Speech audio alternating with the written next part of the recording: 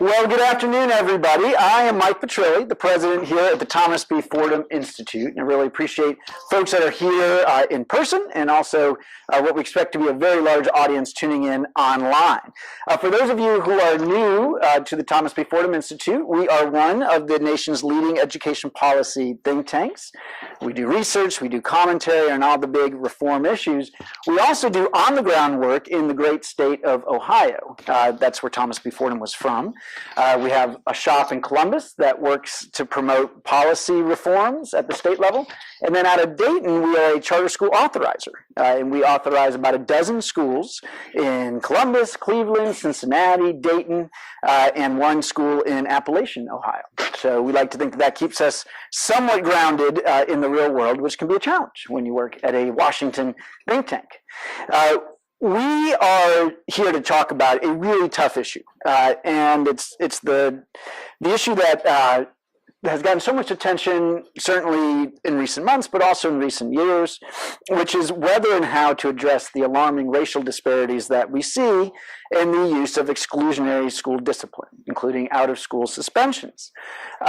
This has become a big issue really because for the better part of a decade now, there's been a coalition of civil rights groups and other organizations who have been pushing school districts to dramatically reduce their use of suspensions and the like, especially for kids of color.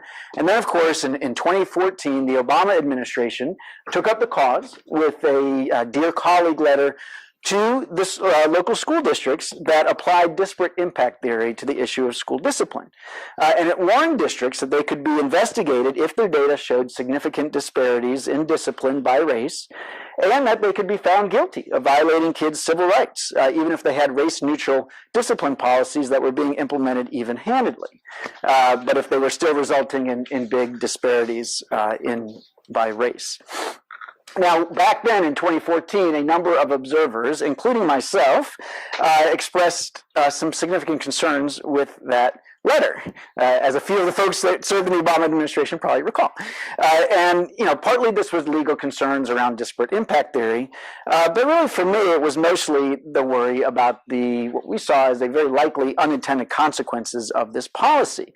We worried about whether schools and school systems, and especially dysfunctional school systems, would be capable of reducing suspensions without increasing disorder and even violence in the classroom. And we worried whether disorder would lead to a lot less learning for the vast majority of kids who were following the rules. And given the state of many of our school systems being so segregated and racially isolated, that those kids that are the ones who are behaving and following the rules and may potentially be negatively impacted were themselves kids of color and low-income kids. And so would our efforts to focus on raising achievement and close achievement gaps be stalled in some way by this effort? And finally, this worry that whether or not, even if that was not the intention, if we were starting to reintroduce a new form of a soft bigotry of low expectations, and in this case, low expectations around student behavior, saying that, well, okay, the kid might have dropped the F-bomb on their teacher, but we need to be understanding of what's happening in that kid's life and all of the challenges they're faced, et cetera, et cetera. And that, again, was a form of the soft bigotry of low expectations that wasn't doing that kid any good, and also wasn't sending a positive message to all the other children and to the teachers in that school, that we really believe in high expectations for everybody. So those were a number of our concerns. And so some of us have been encouraging the new administration for the last year to rescind and replace that 2014 policy, which we understand from press reports they are considering doing. Now, our purpose today is not to obsess about the federal policy angle. I know it's going to come up, and of course it will, and it's of course timely and important, but really what we want to do today is to try to get at how this reform is playing out on the ground in the real world. Keep in mind that there were discipline reforms happening before the 2014 policy, and in fact we're going to talk a lot today about Philadelphia, which started its own reforms before the 2014 policy, and it's a great case study because we have some data because it was one of the earliest adopters of these kinds of reforms.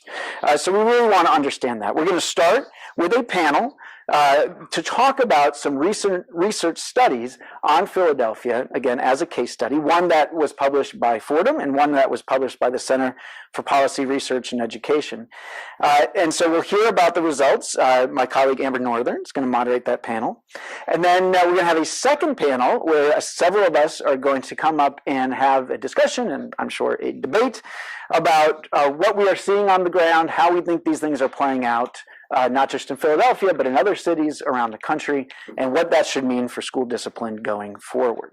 Okay. Whew. So, couple last things. We are curious about how our audience here and online views some of these issues, and we also want to see if views change over the course of the next 2 hours. So we're going to do a little fun. If you can take out your smartphones and play along, that would be great. Go to menti.com, MENTI.com. I see you squinting back there, Steve. Come on, get some glasses. I'm an old man. I know, you are. And then use the code 429081.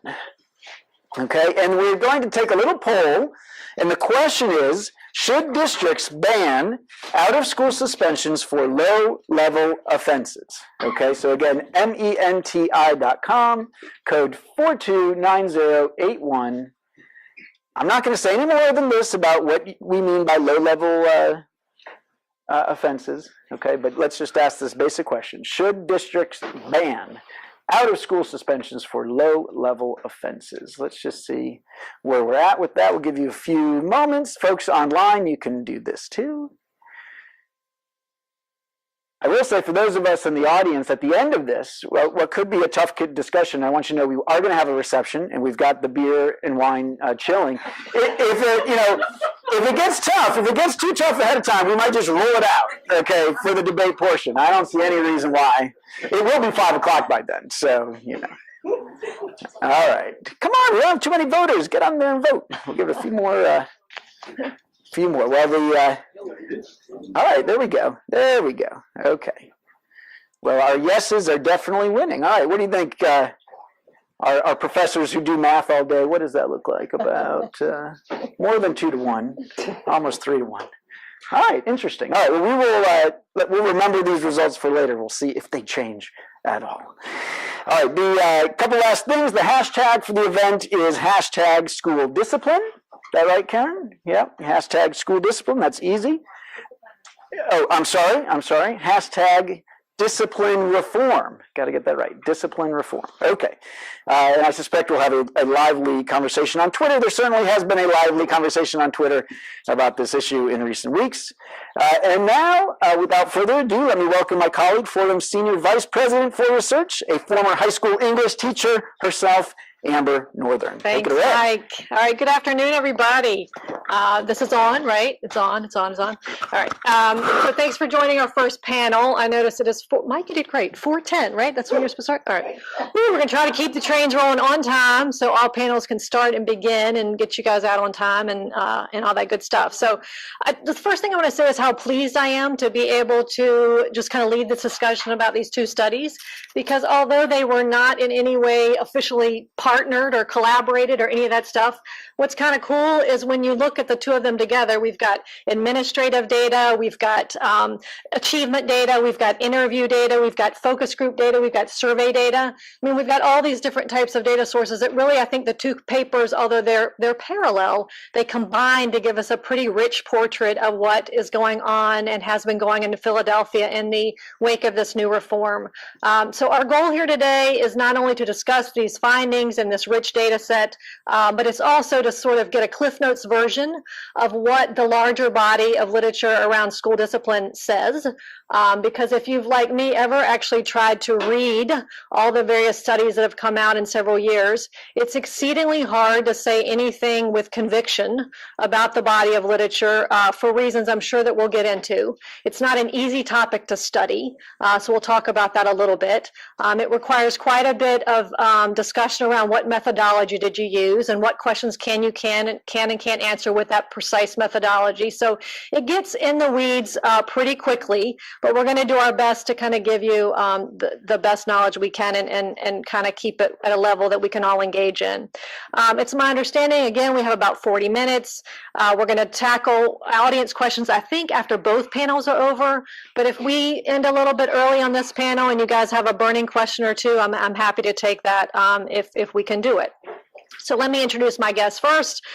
We have Abigail Gray, Senior Research Investigator at the Consortium for Policy Research in Education at the University of Pennsylvania. As Mike mentioned, she's lead author of the report, Discipline in Context, Suspension, Climate, and PBS in the School District of Philadelphia. You've got her report cover up there. And we also have Matthew Steinberg, who's the Associate Professor of Education Policy at the University of Pennsylvania. Yeah, Hopefully, sorry, and lead author of the Academic and Behavioral Consequences of Discipline Policy Reform, Evidence from Philadelphia, are published in December, and Abby, yours was in October. November. Oh, November. Okay, so just a couple months apart. So that's really great. So the first thing I told these guys when we talked last week when we were trying to go over the how the panel was going to run and all this was that when we get super smart academic folks on panels like this and we ask them, what did your research tell us? It can get real weedy real quick for a DC audience because we aren't used to, we're not at APAM, right? We're at Fordham. And so I said, can I do something which is try to summarize a few of your key findings in a handful of slides, and then you tell me if I botched it up, what I forgot, what I should have elaborated on, and so on and so forth. So they allowed me to do that. So that's what I'm going to try to do. I'm just going to go real quickly over what I see as some key findings in their report. I'm going to try to do it in less than 5 minutes. I'm not the one you want to hear from today. I realize that. So I'm going to go quickly. The one thing that you just got to know about this whole thing first is, okay, what are we studying? So we're studying an intervention that took place in the School District of Philadelphia in 2012-13, whereby the district made big changes to its code of conduct. Most notably, they prohibited the use of out-of-school suspensions for low-level conduct offenses, which is what you just voted on, right? This is failure to follow classroom rules and profanity, things of that nature, okay?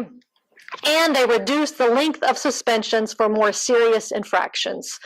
They did other things besides that. Okay, and we can talk about that, but those are two of the key things that they did. Matthew's study examines the effects of these district-level policy reforms on previously suspended students and also on their peers.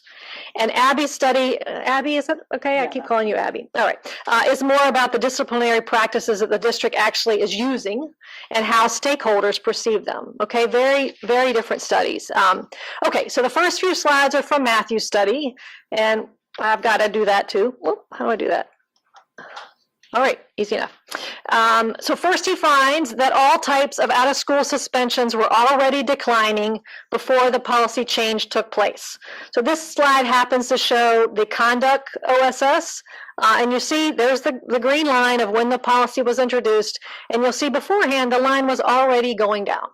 Okay, and this is the same, we see this pattern across different types of OSS suspensions, all right? Second, just gonna keep this very straightforward. Another thing in that study that he and his co-author found was that less than a quarter of schools fully complied with the ban on low-level conduct suspensions. So we can debate why would that be for reasons we don't fully explore, but less than a quarter of schools actually did what the District of Philadelphia required them to do. Next slide. The number of more serious incidents and the truancy rates increased after the policy change. So in this particular slide, you're just seeing here, for instance, that the policy change led to sustained increases in serious incidents. And again, Matthew's going to be able to have to explain this, what a serious incident is. It's obviously much different than a low-level offense, okay? And it was on the range of increases about 1.3 per 100 students, the increase. All right, cruising along. This is a slide of proficiency and truancy. Again, it shows when the policy occurred, that's the red line, and it found truancy going up and math proficiency going down. But these slides, as Matthew reminded me earlier today, I think are mostly considered correlational. Still, they're curious, right? So we might talk about these. Obviously, it's a curious finding in terms of the trend line. And then,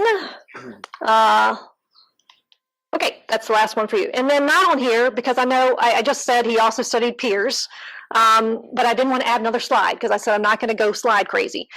He found negative effects on achievement for peers in certain types of schools. Okay? All right, Abby's study next. Let's see how I do on this one. Her study is 5 chapters, okay, first of all. So I'm not going to do it justice. Most of these findings come from chapter 2, which are in your packet, okay? So she did over 80 interviews with principals and staff, and also a survey to all schools in SDP, which is Philadelphia, in 2016. So this is a few years after this policy change that I just told you about in 2012. And so, you know, we've had a few years to kind of live under this thing, and we surveyed teachers. The survey response was about 57%. Because some people want to know that. All right, one of her key findings was that principals and teachers do not agree on the use of OSS, out-of-school suspension, in schools. She said, you know, that you'll see the report, she and her colleagues found a big divide between what principals were mostly on board with these changes, and teachers were largely not on board. And here you see in the survey, what do teachers think? And you see largely that a large percentage of teachers are saying that OSS ensures safety, these out-of-school suspensions send the right message about the seriousness of what students have done, and removing disruptive students so that others can learn. They think that that's what OSS helps to do. All right. Next slide. What are the teachers doing? So one of her survey questions was saying, okay, you know, what are your key disciplinary practices in terms of the things that you're doing with kids?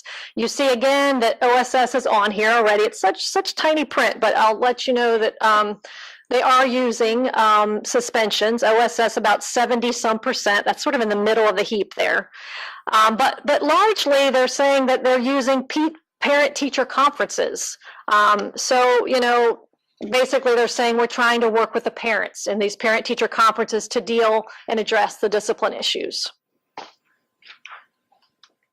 Last, she and her colleagues kind of did this profile of schools. They used the survey responses from the survey data, and I mean, she can talk about the methodology. And I know we don't, you know, that some of that gets a little bit in the weeds again.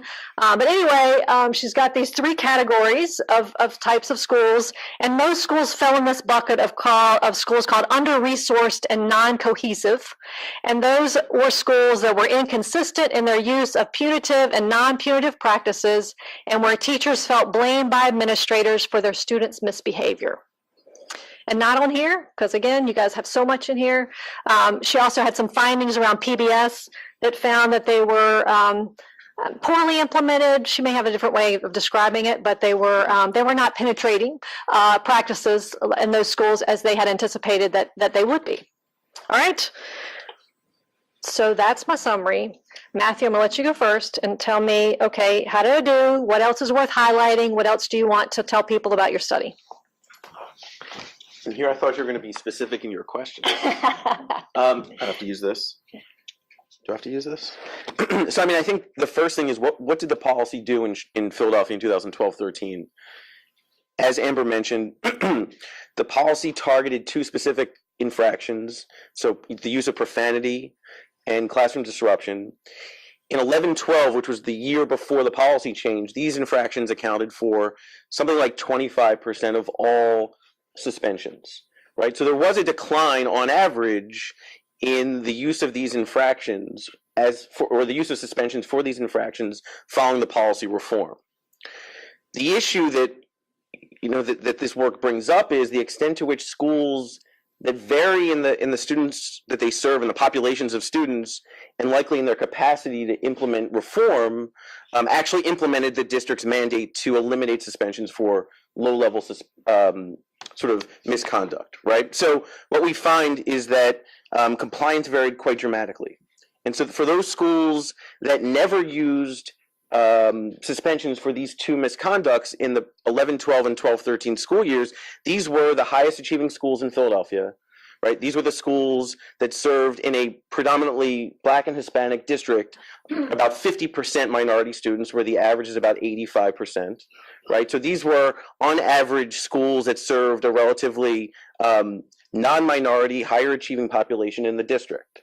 And as you might expect, those schools that didn't comply, that actually increased their use of suspensions, were those that had fewer resources to actually implement the reform. These were schools where the schools were predominantly Black or Hispanic, low achieving, had very high pre-reform suspension rates, right? So I think that, what this issue of compliance brings up is what supports, what resources did Philadelphia provide in addition to changing the statutory limits or the statutory penalties for misconduct, these low-level offenses? And the answer is few to none, right? So effectively what the district required was a removal of suspensions for these low-level infractions without providing any additional resources. And I think what Abby's report will speak to, at least in the years after the reform, is the disconnect between district policy mandates and the provision of additional resources and supports to actually implement reforms at the school, at the local level. So compliance is key to understanding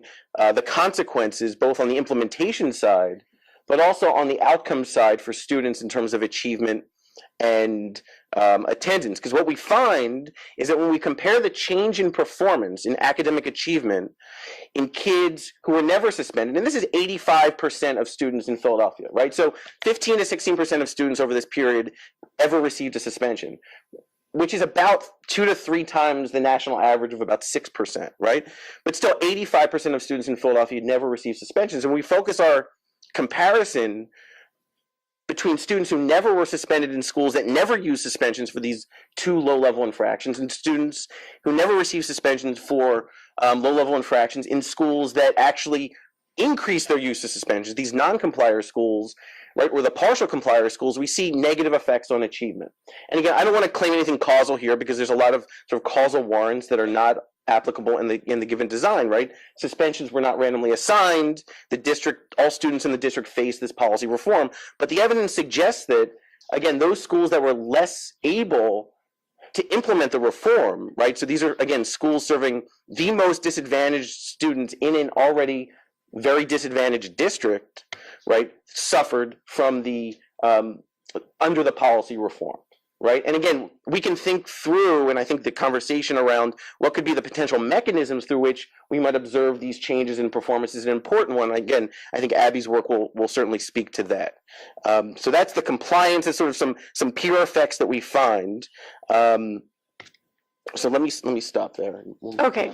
All right. One thing that he said, because I'm just trying to parse some of this, right, is that the comparison group was imperfect. Right, Matthew? Would you say that? Yeah, no, I think that's tell right. them again, because I'm not sure if they got that. What the comparison group was, and kind of why it had to be that way. Yeah, I mean, ideally, what would we like to see? We'd like to see a situation where we randomly assign suspensions in certain school settings and look at the consequences before and after on students never suspended and students who receive suspensions. Right, and clearly that's not only infeasible but impractical from an equity perspective, right?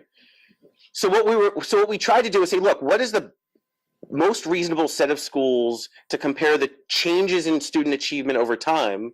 Those would be schools that never used suspensions for these two policy infractions that were not subject, at least in principle, to suspensions following the policy reform, right? So we're comparing before and after the policy change, suspensions, or rather achievement and absences among students who never received suspensions in schools that never suspended kids for these low-level infractions, to schools that varied in their level of compliance with the district policy, right? So again, there are concerns that these schools look very different on unobservable characteristics, particularly around their capacity to implement district-level reforms that may be related to the outcomes that we're measuring. So again, the causal warrant applies here that, again, this is strong correlational evidence, but it doesn't suggest that district-level reforms have a negative causal effect on peers, right? So again, I think that that's something to be aware of when thinking about how these results may apply to other districts, other settings that may be considering removing suspensions for these low-level infractions. Right, helpful. Abby, tell me what was the gist of your study, and maybe elaborate on some of the things in the slides. Sure. First of all, just a couple points about context, just adding to what both Amber and Matthew have said about what was going on in Philadelphia. So yes, there were two types of infractions, nonviolent infractions that were targeted, just as Matthew mentioned. However, there was also increased messaging going on from the district to principals, both implicitly and explicitly, about the fact that they wanted to see a decrease in suspension overall. There were new positions created within the district that were focused on climate at around that time, and there was outreach from those folks to principals, but most of this communication was being filtered to principals, not necessarily to teachers. Another piece, well, I agree, as this conversation evolves, I think you'll see that Matthew and I agree on one fundamental point, which is, we agree on many points, but one fundamental agreement is that there was inadequate support for the implementation of some of the climate measures that might have helped this policy take hold in more schools. However, I think it's inaccurate to say that the supports were not provided. The district began at that same time phasing in the implementation of a number of climate improvement measures, including positive behavioral interventions and supports, or PBIS, which many of you may be familiar with. So they began phasing it in slowly. It was a small cohort initially. Now they're up to about 40 to 50 schools that receive training provided by the district through various grant sources for this approach. And these are in K through 5 and K through 8 schools, which were the subject of the study that my team worked on. So that's an important piece of the context. The district has also worked to build their ability to provide trauma-informed training to teachers and staff in schools. They have a staff of folks who now provide that, and those folks report that their phones are ringing off the hooks from schools who want that kind of support. There's certainly not enough available to provide those kinds of supports for schools. So I think that's an important piece of context. As far as my study, everything that you put up there was certainly accurate, but I would change the emphasis to some extent. The key takeaways from the study that my team worked on were that, first of all, we identified 3 different types or profiles of schools in Philadelphia based on their climate. And when I say climate, I'm referring to the learning and working conditions for both staff and students in the school. I'm not talking about the temperature. Sometimes people think that. So both in terms of climate and disciplinary practices in those schools. So we surveyed, in collaboration with the district, we surveyed staff, teachers, and principals in schools, and we were able to use a method called latent class analysis to identify 3 different types or profiles of schools. And what we found was that there are differences in student outcomes based on those 3 profiles. So, and in particular, we found that membership in one of the profiles, when Amber had that up there before, she showed the breakdown. But one of the profiles which we identified, or we called the collaborative and relational profile, the students who attended schools in that profile were achieved higher. They score better on state tests in math, in reading, and in science, and they have fewer suspensions.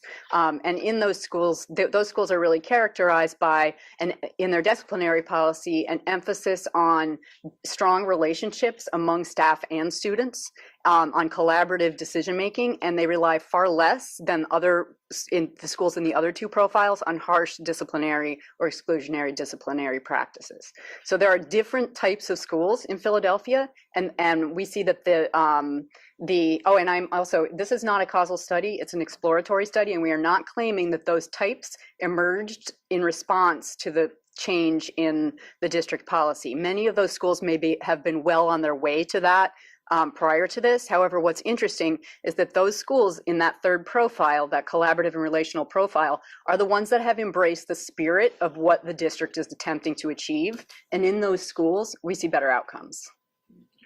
Can I just jump in very quickly? I think the time frame here is also important to distinguish. So our analysis covers the 2005-06 through 14-15 school years, which predates your analysis, which is for the 16-17 year, right? And at least, and I agree with Abby, to some extent, that yes, in principle, there were a handful of schools that were starting to implement some form of restorative practices, but certainly in conversation with folks who run school safety in the district, they communicated to us that, look, we didn't provide any additional resources to schools specifically to implement this reform. So I think understanding that context is clearly important for understanding the variability in compliance that emerges following the reform. Yeah, I think that's absolutely right. I also wanted to address one other aspect that you highlighted from the study, and that is the issue of the teacher, the teacher views on suspension. So yes, another part of our study, another focus of our study was to try to identify what are the barriers essentially to helping more of the schools look like the schools that are in that third profile that has the best outcomes. And one of the barriers that arose was that for many teachers, who we have to remember have been for 25 years instructed that the way to handle misbehavior is to use harsh discipline and suspension, that we have to remember that that is sort of we have a whole generation of teachers who have been instructed to do that. So without providing them with the level of supports, as Matthew suggests, that we may have seen in some of those profile 3 schools, we are asking for a very big shift, and many of the teachers are not there. And we did identify that as a key barrier and something that needs to be addressed in terms of moving forward with any climate improvement projects. And I know that you have a list of questions, but just to get this, because I know that this emerged in our conversation last week or the week before. So when we're talking about suspensions and we're talking about PBIS or restorative practices, I think it's important to recognize the distinction as one being sort of a punitive response to misconduct, that being suspensions, and PBIS and restorative practices being a response to student behavioral patterns, right? And I think that that's an important distinction because often the conversation is, well, are we going to replace suspensions with PBIS? Or are we going to replace suspensions with restorative practices? And my view is always suspensions for certain infractions may be necessary. There is emerging evidence, and we've got some other work from Philadelphia that shows that suspending kids for these low-level infractions has a negative effect, and I'm speaking more causally in the sense on student achievement. But again, to Abby's point, thinking about the level of support to implement PBIS and restorative justice is not just let's implement a policy or a practice in a school, but it requires, and again, Abby can speak to this more than I can, specifically about the extent to which resources are required to do that. So again, I think the conversation tends to get mixed up between let's replace suspensions with these practices when the practices are actually targeting things that preface, if you will, any consequences for student misconduct. Right. I think the theory behind PBIS, just to add to what you're saying, is essentially that it's a way of interacting with students and creating a school climate where students are less likely to misbehave, where they're incentivized to get on board with school-wide expectations as far as behavior and interactions between students and staff. And there's a significant body of research, I know we'll get to this, that can attest to the effectiveness of that approach. All right, so I'm going to put my former teacher hat on. I'm also on a charter school board in Ward 8, and I was worked in a school very similar to the schools in Philadelphia in my first iteration. These findings about teachers are compelling. They're not, they're unequivocal in Philadelphia on the survey on how they feel about these suspensions. And we'll get to this as another question. You guys know there's been school climate research, and this is correlational. Almost all of this stuff is correlational. There's very few, and Matthew, I'll ask you about this soon, very few rigorous studies that we would claim can show causal impacts. But what we're seeing, for instance, in New York City, are that the perceptions of school climate have deteriorated since the district revised its policies to require that OSS be approved by the central office. That's one correlational study. And then there's one in Chicago. I can't remember if this was your study or not, Matthew, maybe. Yes, I worked on that, and we've got some other ones. All right, that showed that reducing the length of suspensions through district policy led to a decline in student-teacher perceptions of school climate. So I guess, and I'm just going to talk from an individual teacher. When you're in some of these schools that are exceedingly difficult schools, and oh, by the way, you're teaching there because you want to. You want to, right? Like this is where you feel like is your calling. And these teachers are reporting that they feel like they aren't being supported when they have these kids in their classrooms. They feel like they are being blamed in many cases for the students' behavior.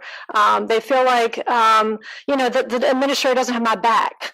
So I guess what I'm saying is it a matter, and just talk from especially you, Ed, because you had so much experience with the teachers and interviewing them.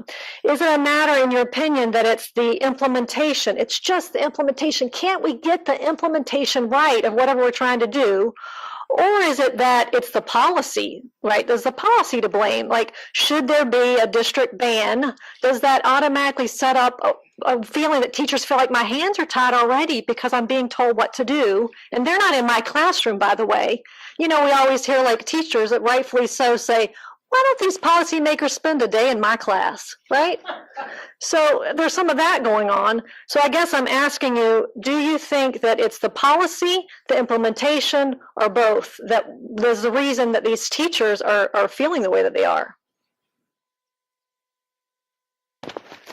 I think, and this is from certainly my perspective as a researcher, but also I was a teacher in Philadelphia. Mm-hmm. I think that a policy change needs to be accompanied by the kinds of supports for implementation that make it possible for teachers to Okay, make but a is the judgment. policy worth doing without it? Is the policy worth doing without it? If you're not going to do all that you can to support these teachers, should that policy be implemented? This is the hard question I said to both of you guys I was going to ask you on this panel. I'm a policy researcher. I believe that policy matters. I believe that we had 25 years of a very bad policy, and that we look up now and we know the harms of that policy on students. I believe that we need to undo that policy.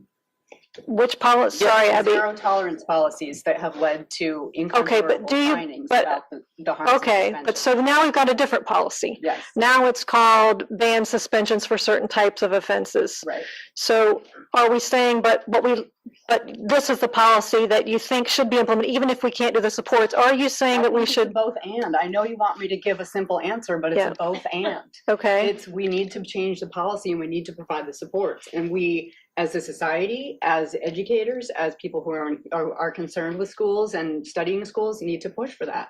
We know what kinds of programs can help schools become the kinds of places that help children grow instead of kicking them out and giving them poor life outcomes. All right. We know how to do it. Fair enough. Let me push back on Yep, go ahead. Abby a little bit. So it's up until very recently, I would argue it's not incontrovertible, because that suggests that in the absence of a suspension, if we think about what the counterfactual would be, what would the student's outcome have been? Which is a causal question, right? So I agree with you that there has been 20 years of studies that show that students who receive suspensions on average have worse outcomes.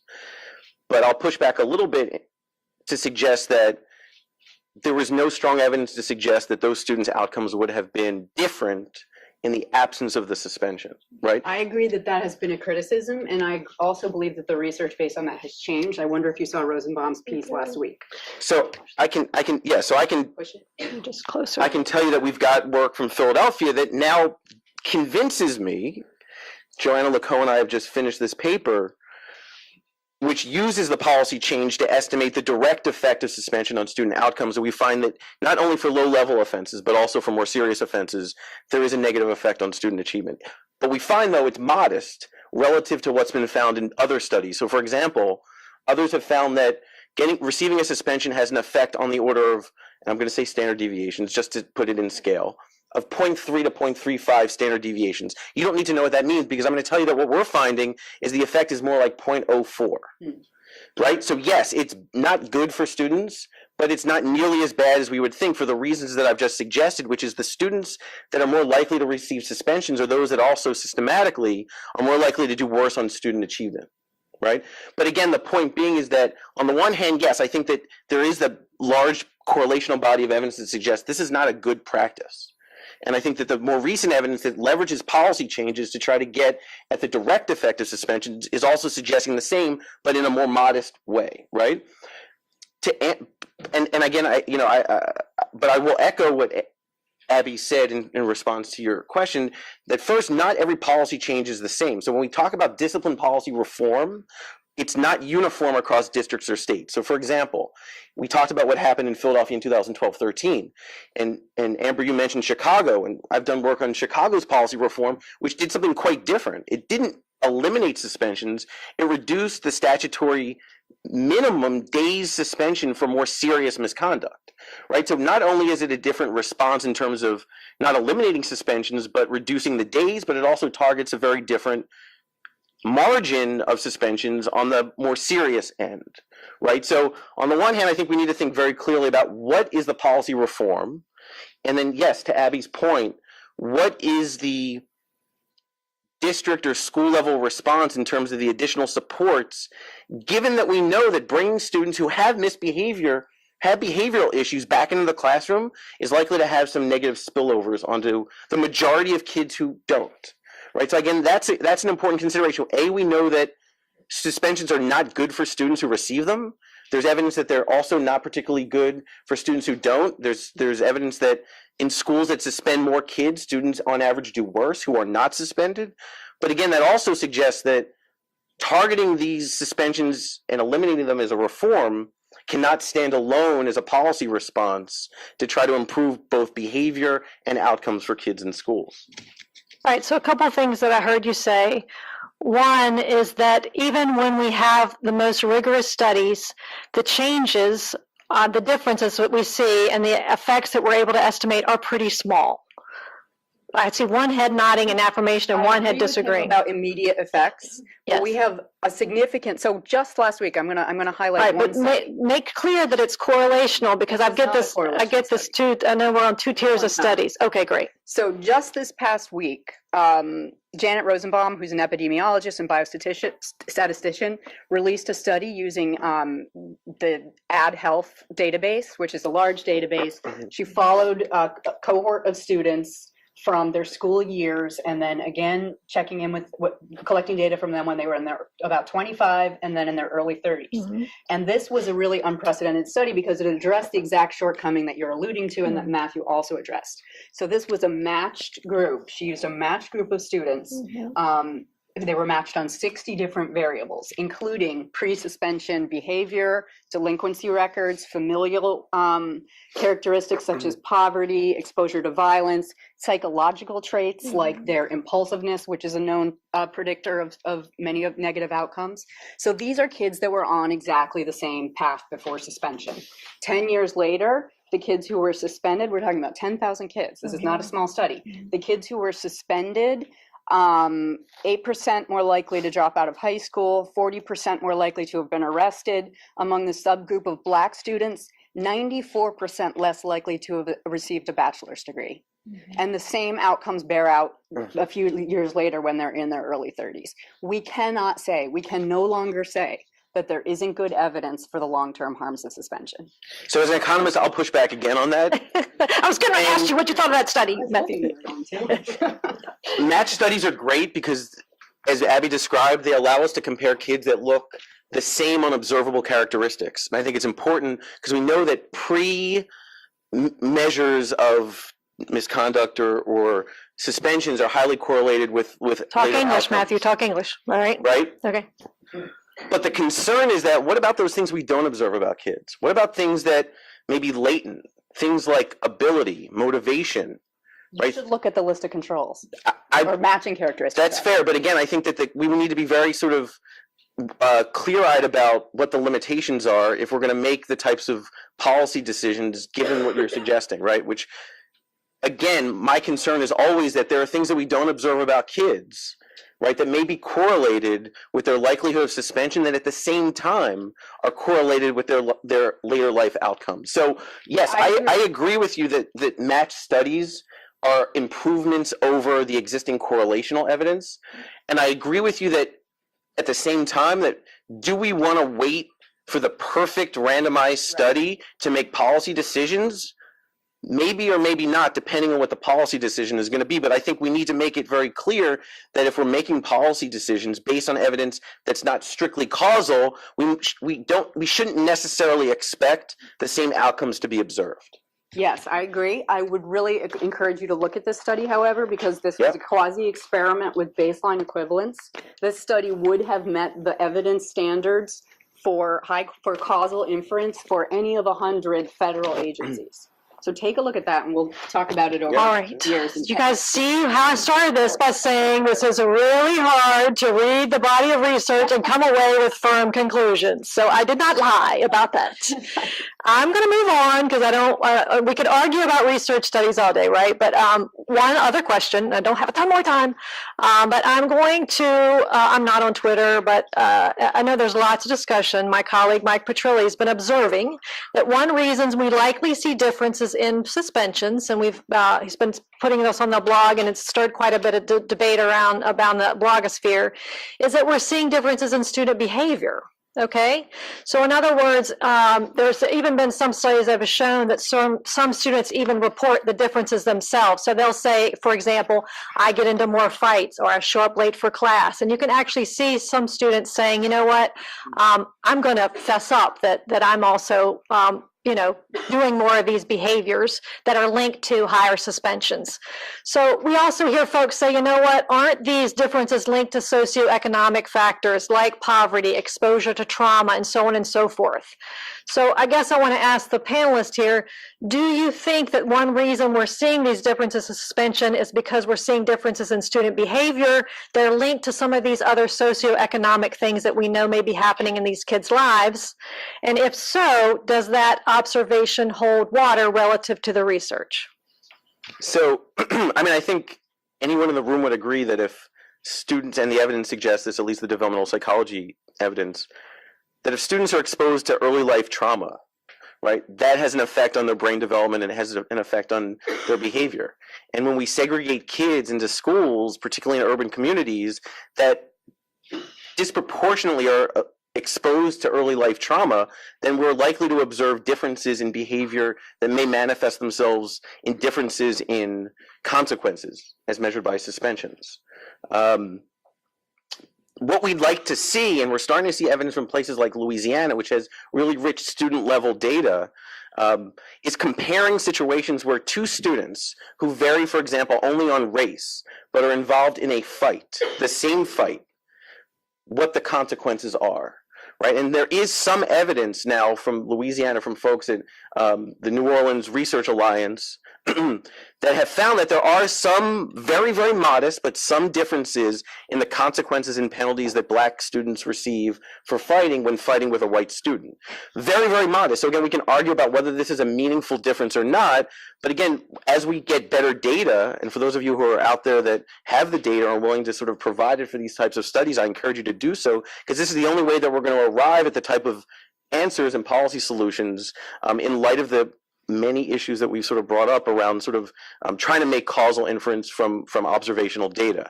But so again, the concern is that, yes, we are clustering and segregating students into schools where there is a disproportionate exposure among these students. So there's not just to trauma. So there's not just an immediate effect on their own behavior, but there's also some sort of dynamic interaction between their behavior and other students who are similarly exposed. And that's a concern.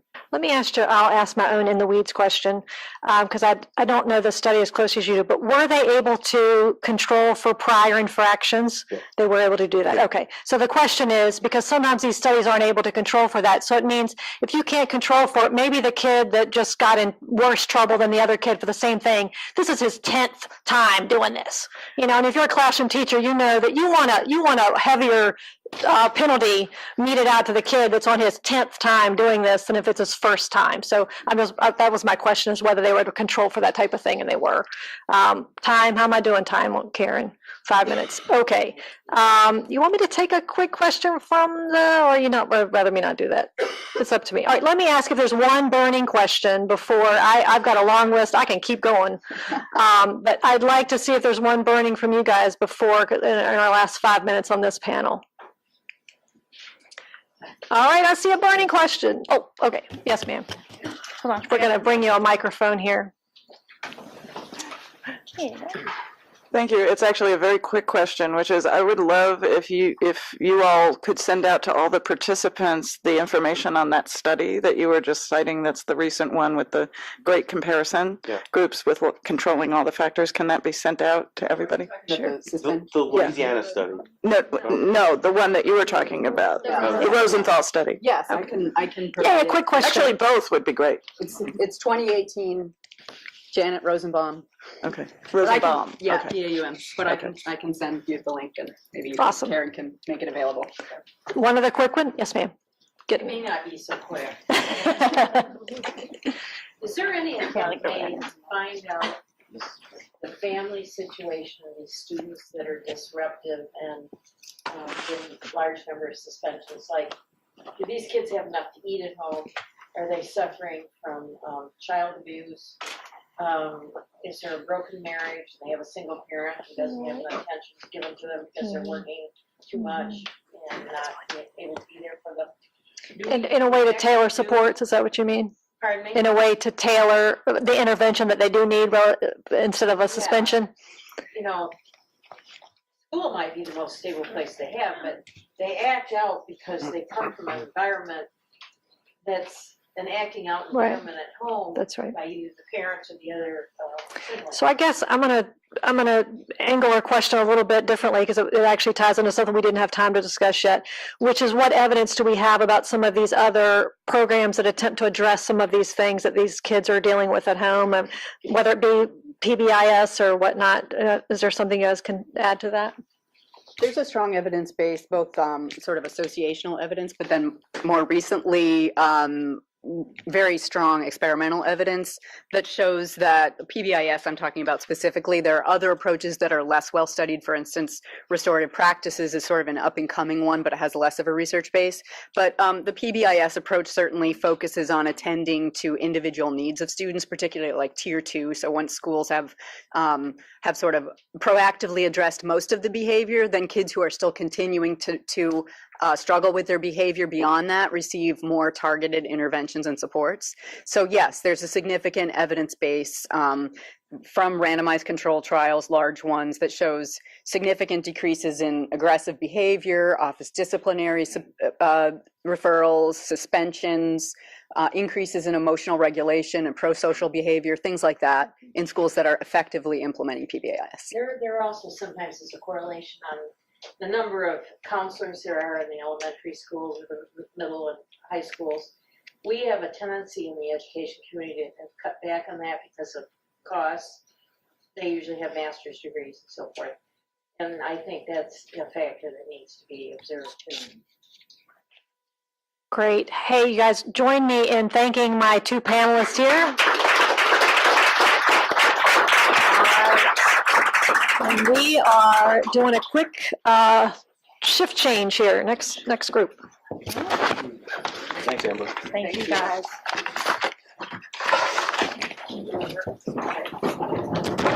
There's a lot to discuss. Lots. Teed that up Did very you keep your nicely. lapel? I got it. Okay. Just make sure you turn it on. That was good. No, you're fine. You're fine. It's already on. Which way? Wherever. I'll send this to you. All right. Excellent. I'm a little bummed I had to stop tweeting now because I was sort of. I haven't yet. Oh, hold on. I might keep doing it. If Aaliyah doesn't let me talk, I might just take the clip. I get too engrossed and I just can't do it yet. Yeah. I haven't perfected your.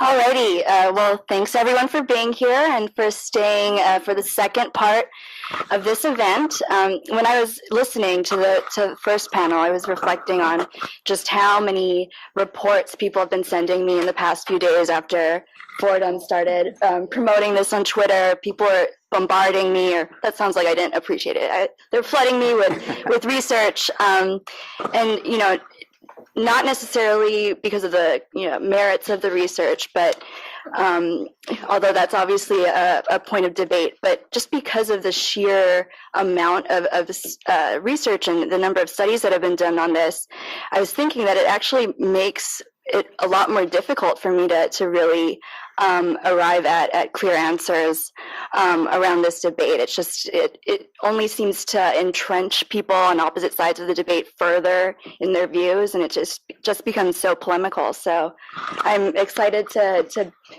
chat with the people beside me today and hopefully kind of advance the dialogue behind or beyond the sort of typical sticking points and really get a sense of how we can move forward and come up with policies that actually work. So I'll start by introducing the panelists.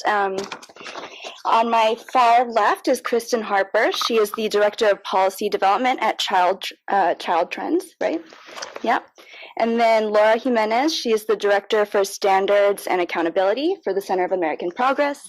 Then to my right, we have Cami Anderson. She's the founder of Third Way and Third Way Solutions and the Discipline Revolution Project. And then, of course, last but not least, Michael Petrilli, the president of this institution. So Tell us about who you are. oh, yes. I'm Aaliyah Wong. I'm the education editor and writer at The Atlantic. I've been covering this for, well, as long as I've been there, for the past 3 years. And like I said, it's just become harder and harder to cover. So as a starting point, I wanted to have you all imagine sort of a hypothetical world in which sort of all schools really were able to create this ideal climate where all the students were just so engaged, so excited about learning, had strong relationships with each other, with their teachers, that sort of, debates about discipline are kind of moot. Like we don't really even have to be having this debate. So if you could picture this hypothetical school, I want you guys to sort of describe for us in the most tangible terms possible what that school looks like, what is happening at that school that they're able to achieve this climate. And anyone can start. I'd love to jump in because I'm lucky enough to be able to not do it hypothetically. I've spent the last couple of years, working deeply with individual schools and systems of schools, both charter and district, that are really actively shifting away from exclusionary discipline practices through a host of things. So, by the way, shout out to all the teachers, students, principals, superintendents, charter leaders. We're here at Fordham, and we have the luxury of sort of, calling shots from the balcony a bit. So I just wanted to acknowledge, and I'll do my best to sort of channel my sort of passionate practitioner self up here, but it's no substitute for the folks out there doing the hard work every day. So anyway, what we found sort of out there where folks have come to a realization that the exclusionary discipline policies, much like we heard, are just far too costly. I mean, I think there's actually a ton of evidence that that's the case. I don't think that's in dispute. And so people are realizing this, they're moving away from it, and there are lots of folks who've done it very well, right? So they tend to do 3 things proactively and 2 things reactively.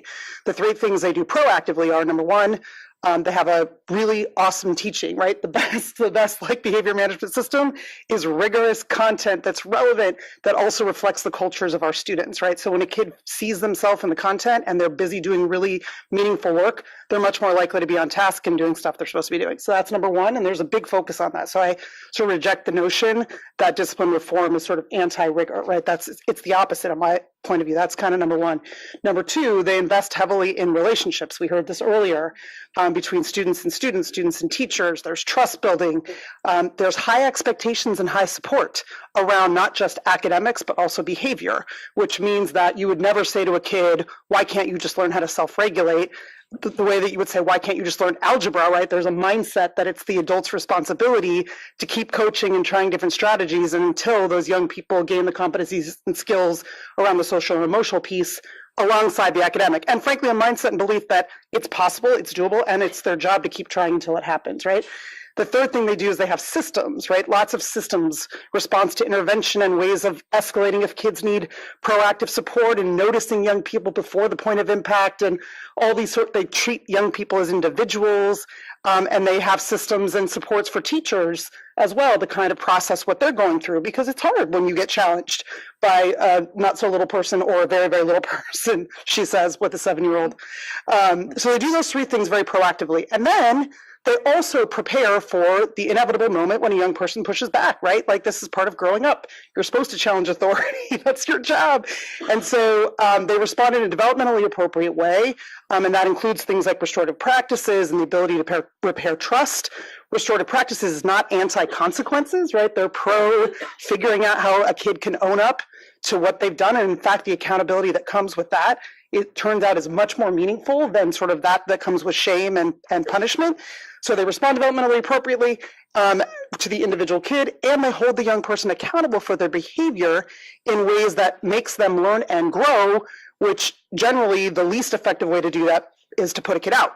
So those are the three things they do proactively, the two things they do reactively, and they don't necessarily think that if they do everything right on the front end, there's going to be no challenges, right? They sort of, it's like in your marriage, you don't sort of think about how to fight fair, at the point of which you're arguing, right? They sort of do all the great stuff on the front end, and then they prepare in a very thoughtful and meaningful way on the back end for how to handle incidents and use them as an opportunity for accountability and growth, as opposed to shame and exclusion.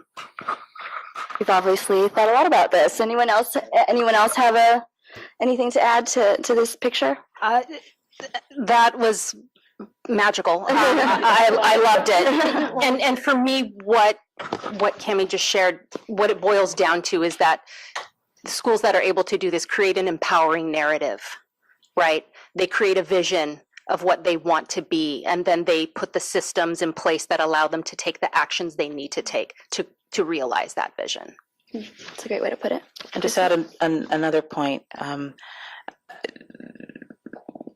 These schools think about ways to support their teachers in doing all of the amazing things that Cami just described.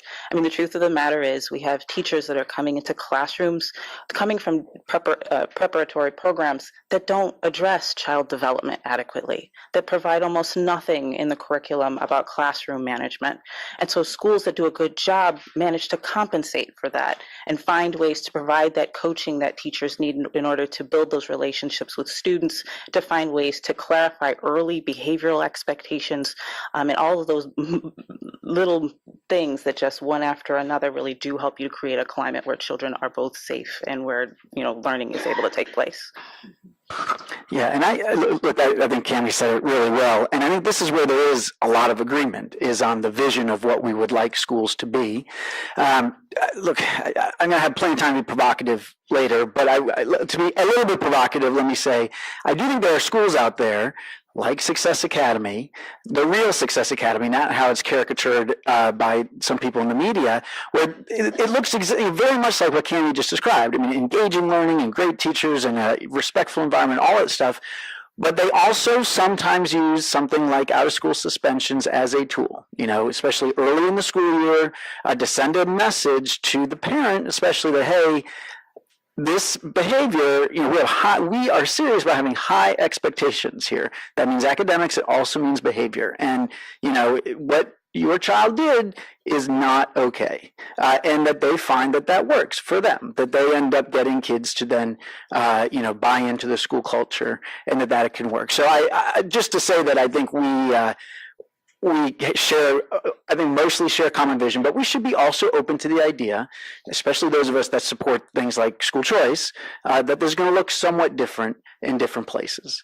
I should also just really quickly say, just so people that don't know people's backgrounds in terms of what they used to do, just so you know, Cami was a superintendent in Newark, and also oversaw the school district in New York City that, how does it get described? I'm going to butcher if I It get it wrong. included the 30, 60, 90-day suspension centers, the one-year suspension centers, the schools on Rikers Island, the schools for students who are in juvenile justice centers.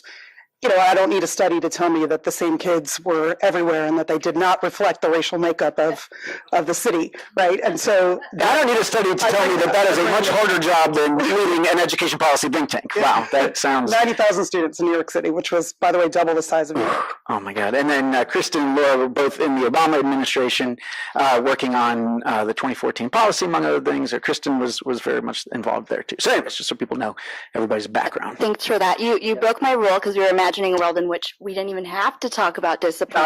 Yes. But now, okay, let's... You can give me a suspension. Okay, yes, you're suspended.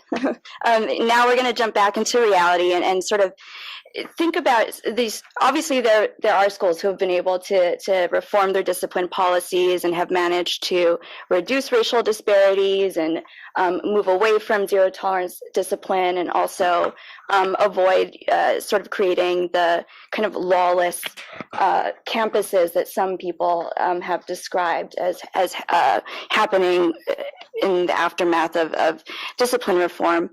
So if you were to go to the schools that were not as successful, that have not seemed to get these reforms right, that are struggling in one way, shape, or form, whether it's because they aren't able to manage classrooms well, or because teachers are fudging the statistics, which we've heard about, we've heard evidence of that happening, or they're either just moving away from maybe less punitive forms of discipline to other forms of discipline, which ultimately isn't really doing much. So if you were to visit these schools that are struggling, what sorts of things would you look for in your effort to sort of troubleshoot what's going on and come up with a solution? What would you look for on campus? What are some common examples of problems? So I think the first thing I would say in response to this is how we talk about our children matters, and to say lawless, I think, creates a disempowering narrative. So that's not a term that I will use when talking about children. But putting that aside, yes, there are places certainly where reforms haven't gone well. I think we've seen, in the testing and accountability arena, something similar happened as we implemented new standards, which were, I think we would all agree, the right thing to do. There weren't necessarily the supports that were needed at the local level to make sure that the implementation went well. But I don't think that any of us would say that the standards were the wrong thing to do and we should throw them out, right? I think the same is true in this discussion, in discipline reform. We've heard a few times that the zero tolerance policies are pretty harmful to kids. And so going back to that, I don't think is a very good option. So we really need to move forward. I think what we kind of heard underneath the surface in the previous panel is, folks may not necessarily be bought in when a new change comes down from wherever it comes from. And so getting people on board with what the vision is, I think, is a very critical first step. Understanding your data and your context, I think, is another very, very critical step. So who's getting suspended, why, how often, for how long, who refers them, getting really clear on your own context discipline data. And making clear that zero tolerance is just very harmful for kids, right? We've heard that achievement goes down for kids who are suspended as well as their peers, and so that's very concerning.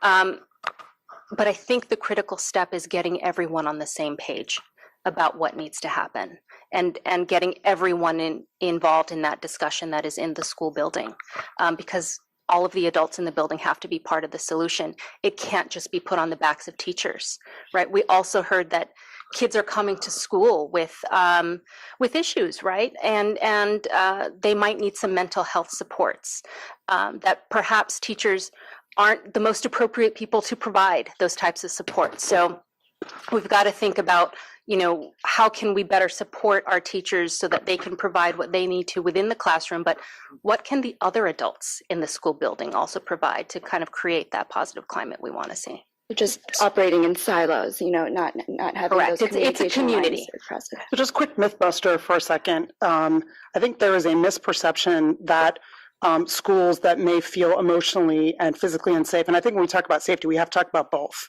emotional safety and physical safety, that those schools are the ones that sort of lack exclusionary discipline policies. And I think we heard a little bit of this in the first panel, but that's not the case, right? So I can tell you that when I first became superintendent in Newark and in many of my programs in New York City, some of the schools that were the most sort of top down and in your mind, what you would think of as not just zero tolerance, but but we're going to send a message to families and students, and we have high behavioral expectations. We're the most physically and emotionally unsafe feeling that I ever walked the halls of, and that is in large part because of the 5 things that I said schools that are doing the opposite are doing. They weren't doing all those other things, right? This is sort of goes to the earlier panel, the one that were collaborative and relational were actually more safe. So I just feel like first, we just need to get clear on that. There are schools that feel physically and emotionally unsafe, and a lot of those schools are actually case studies of exclusionary discipline practices.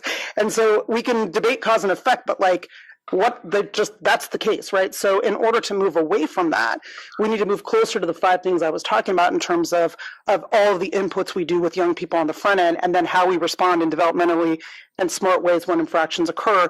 I do think that, sort of leading with policy, not with capacity building has its issues, but so does the status quo, right? So it's sort of like, we need to build capacity. We also need to align policy with our values. And so I just have to say, it sort of frustrates, it's incredible to me, given the amount of time I've spent in schools, that somehow we think sort of top-down exclusionary policies equal physical and emotional safety. That's just not my experience. We heard that really isn't ferreted out in the data. It definitely isn't ferreted out in my experience. So I think we need to be real about that, because how we diagnose the challenges or how we do the solutions. And I want to support, we need to be very careful in how we talk about criminalizing young people's behavior, because if we think of it that way, that's how our response is going to be. We're in the educating business. We're supposed to be building capacity of young people, teaching them self-regulation skills, helping them to be metacognitive, right? Responding in ways that are developmentally appropriate.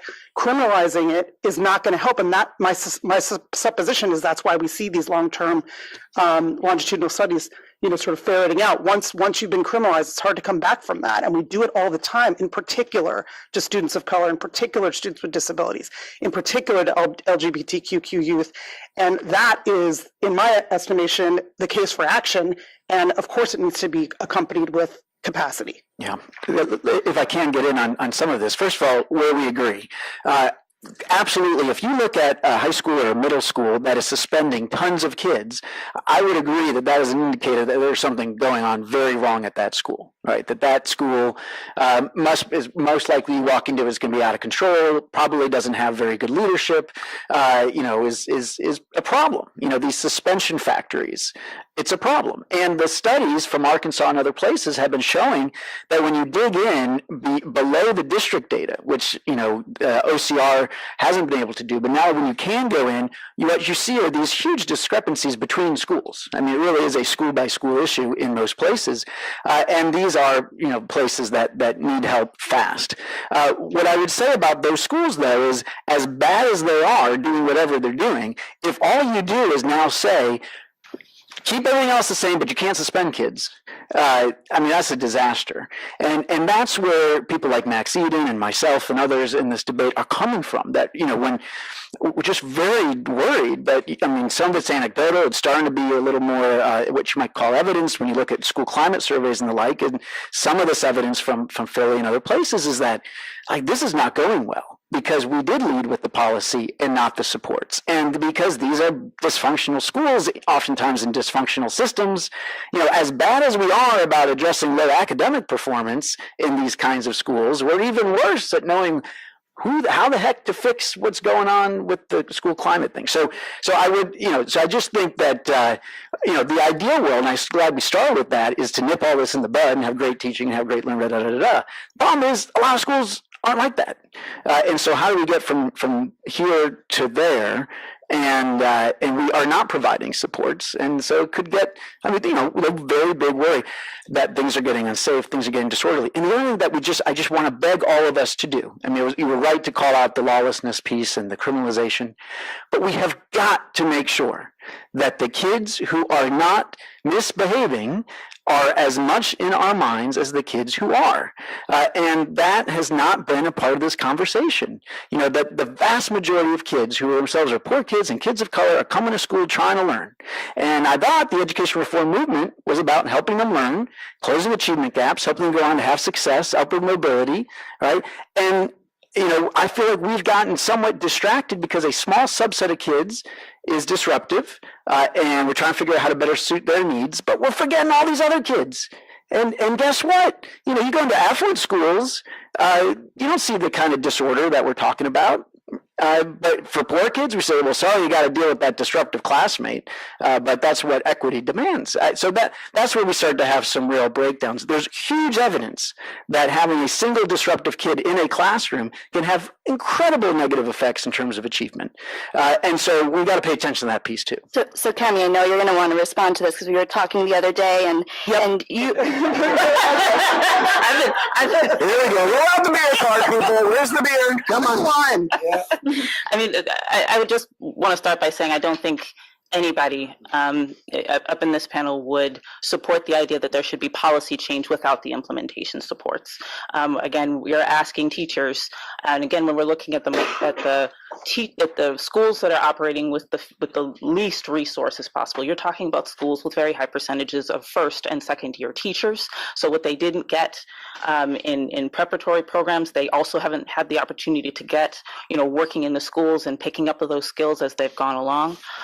So that needs to be addressed, along with taking time to actually pull people around the table, pull your teachers, pull your counselors, pull your students, pull your parents around a table, and begin having the difficult conversations about what it is we want to achieve with respect to the school. What does justice mean after a student does engage in an act of misbehavior? Does justice mean punishment, or does justice mean we find ways for the child to take it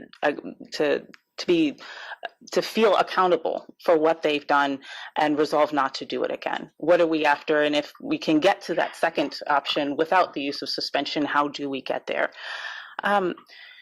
Also, man, Mike, you ran through a lot of different points. But thinking through, when we have those conversations, when we try to inspire that kind of culture change, when we provide those supports, we do need to think more about how we time the implementation component with the policy shifts. For a school that's struggling with a particular type of policy, such as a ban on nonviolent offenses, I would take another look at the policy. Luckily, we have school districts across the country implementing this in a whole bunch of different ways. We have school districts saying, we're not going to suspend out of school, kids that have not gotten to third grade yet. If you are a young student engaging in particular kind of behaviors, we're not suspending you out of school. If you are any age child, where some districts such as Pennsylvania went further, saying, these two types of behaviors, classroom disruption, willful defiance in LA, we're not going to suspend for those types at all.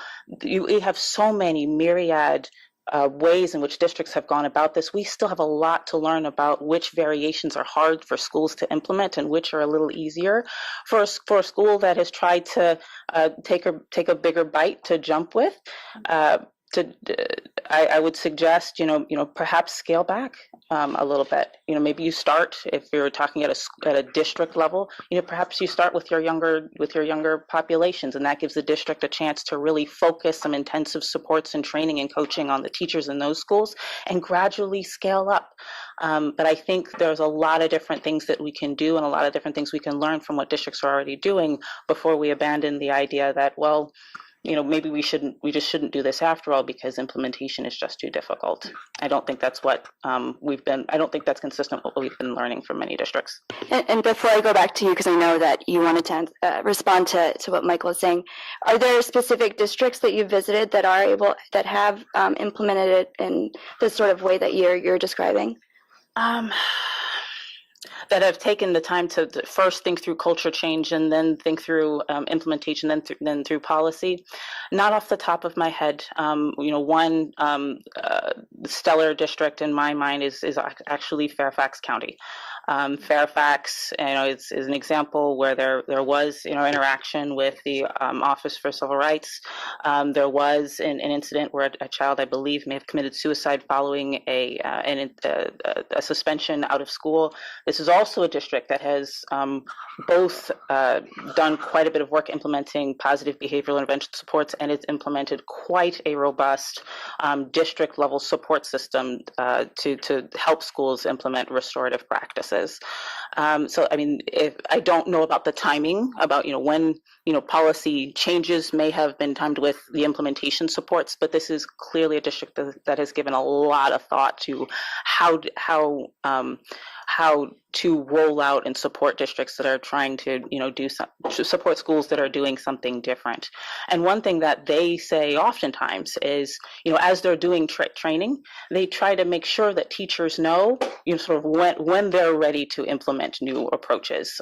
This is an issue that we often run into with restorative practices. People sort of go to 1 or 2 trainings and they say, "Yep, I'm ready. I can do this. I can hold a circle of students and we'll have a talking stick, and I know how to do this." And there's so much more to it than that. And Fairfax has really given some thought to what does it mean to train and coach and instill new skills and capacities, and when do we, how do we know when people are ready to actually, manage these new types of practices themselves, and when do they still need a coach in the room to assist? You'll be happy to know that Senator Collins brought a talking stick to the Senate the other day. So this has made it big time here in Washington.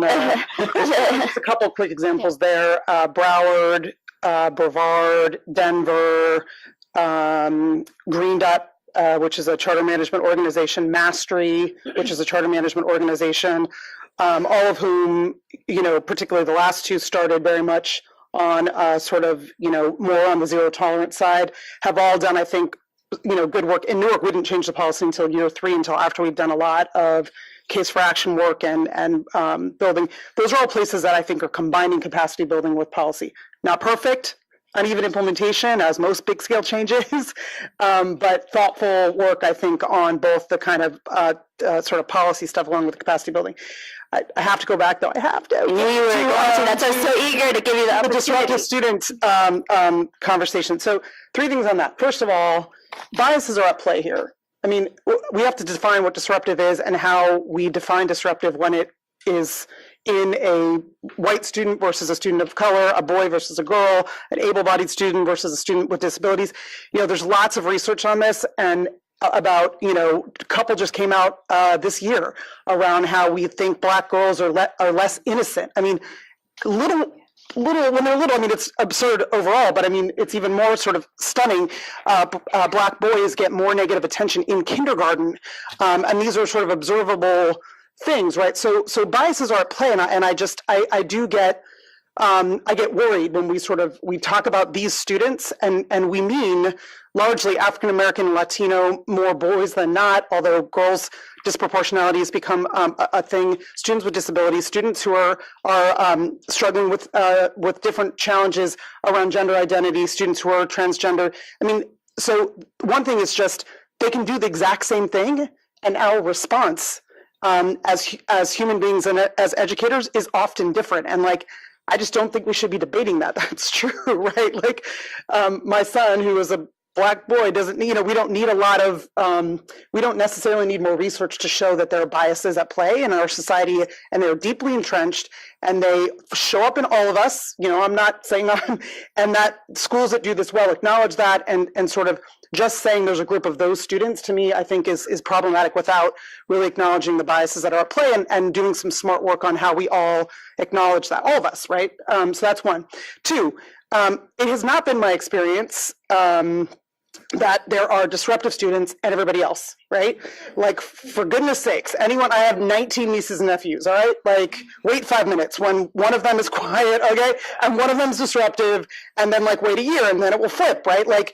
People, young people go through developmental phases, and and by the way, sometimes the quiet, compliant young people are suffering just as much. They might be struggling in silence. And so when we think about discipline, it's not just about controlling those kids, right? It's about creating a scenario where we think of discipline in the way that it is defined in sort of the original Greek root, which is on practicing something till you master it, much like you think of a disciplined artist or a disciplined athlete, right? Practicing something until you're your best self.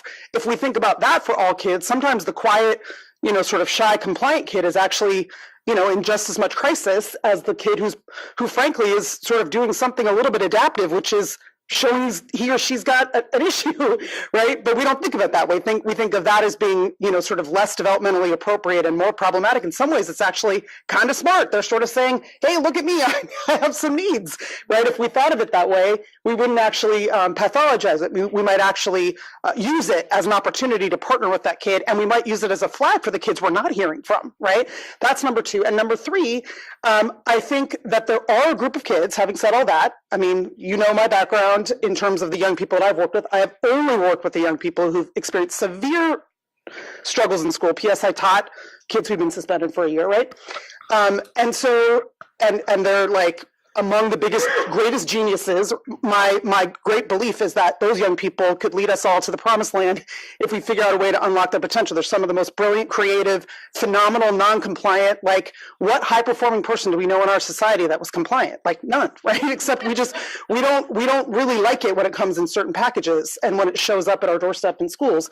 So, but my final point, I guess, is for those young people who are bringing a lot, right? And that's real. There are some young people who have experienced severe trauma, have frankly been told they're the disruptive kids so long that they've like put on that coat like it's a suit they can never take off. They might be experiencing extreme struggles. They want us to know that for whatever reason.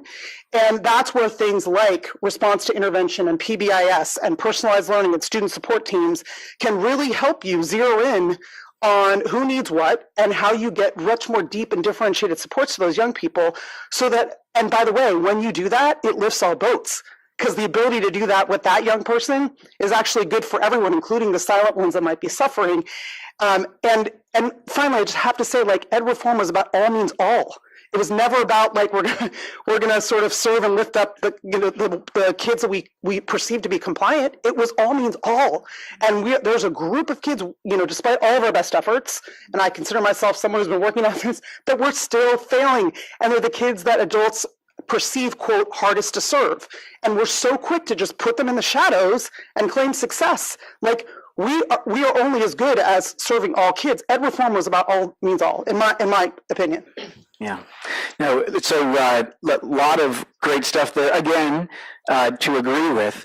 And look, if you can find a way to respond to outbursts and all of that in a constructive way, great. My main point is to say that a classroom environment where kids are spending most of their time learning is something that's hugely important. And I'm totally on board with this idea about discipline being something that kids can learn from, as long as it doesn't bleed into the soft bigotry of low expectations. As long as there's some agreement that a kid dropping the F-bomb on their teacher is not okay. It doesn't matter what they're experiencing at home. It doesn't matter anything. Okay. We need to be a society where we support our teachers and we model that we think learning is important and we need a respectful environment. Now, again, maybe a suspension in that case doesn't make sense, certainly maybe not the first time, maybe there's different ways for schools to do it. All right, but the message teachers are getting that we hear from a lot of these places is, hey, you just got to deal with it. Or if here I am the white guy, I'm about to say this, but if you have a problem with a kid dropping the F-bomb on you, well, that's just because you're racist, right? That is the soft bigotry of low expectations. Look, the equity thing, this is something we debate about in education all the time, right? Is, all means all versus, look, I come at this from a fairly pragmatic point of view.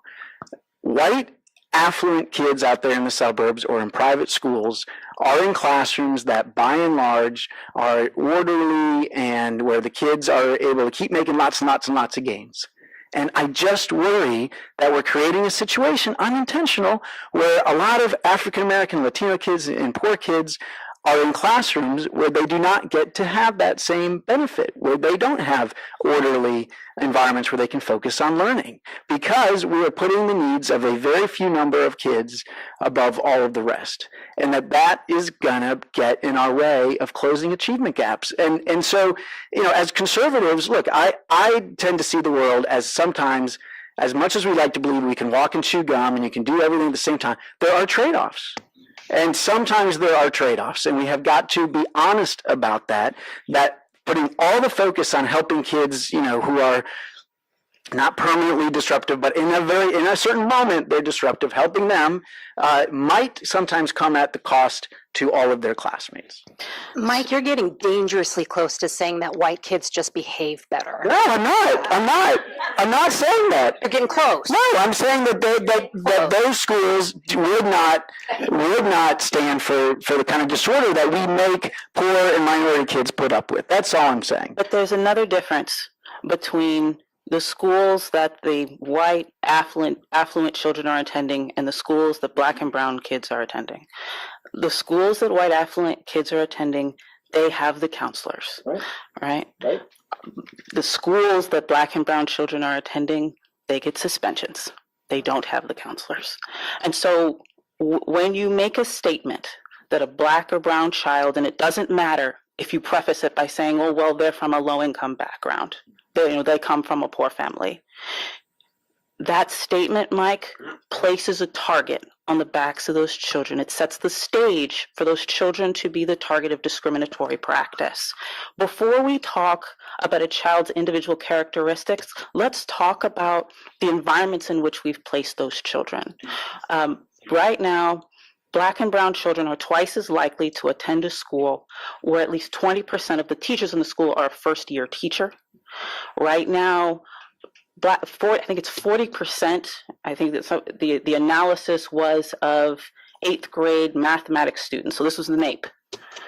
40% of Black and brown students attend schools where at least 75% of the students in the school are free and reduced price lunch. That number drops all the way down to 6 or 7% for white students. Those are decisions. That has nothing to do with the kids. Those are decisions that us adults make. And so before we start talking about the children's behavior and how it may be tied to their race, but not really because it's actually tied to their income, we need to talk about education equity and the systems that us adults created and placed those children into. Until those systems are equal, I don't want to hear anything about disparities in behavior on the basis of race or income. Because to be quite frank, to offer income as a well, I'm not actually talking about race, I'm talking about income. We have to aspire to education systems that can do more than to take a low-income child and attach D's and suspensions to it. Right. That's not what our education system And is Kristen, meant to do. but we are miscommunicating here, so this is good that we get to do this in person, not on Twitter, which is the zone of all miscommunication in the world. Look, we have the similar vision. I mean, that is what education reform is about, is making sure all schools are fantastic schools and to address these horrible inequities that we have built up over all these years so that every kid, including low-income kids, kids of color, get to go to a school with great teachers and the right resources and enough support, that kids who are disadvantaged need more resources because of all the trauma, et cetera, et cetera. We totally agree. All I'm saying is I am worried that these discipline reforms, as being implemented, are making life worse for those kids in those high poverty schools. And I think that's something we got to wrestle with. And I'm so glad to hear you say that we need to worry about the timing. But now we'll get to the federal stuff. In 2014, when the Obama administration sent that letter and made it clear to districts that if they wanted to avoid a civil rights investigation, which any district in the country wants to, they need to get their suspension rates for kids of color down.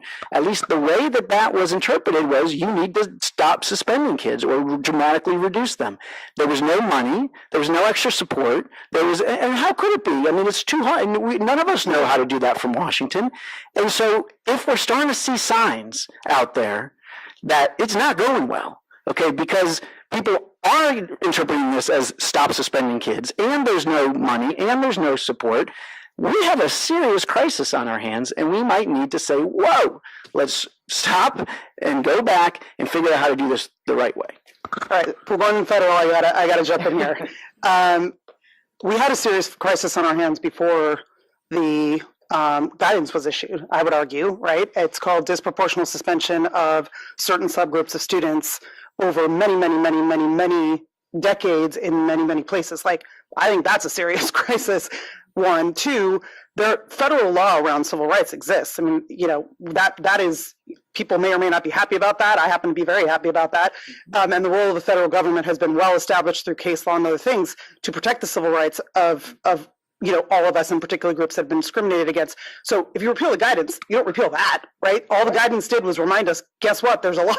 No, it didn't. Follow it. It did much more. But I was going to say, number 3, I know I received it. I was a sitting superintendent at the time, and it actually did say, dear colleagues, we're pointing out we have a crisis. Here's the data, right? And it turned the lights on, and you know what?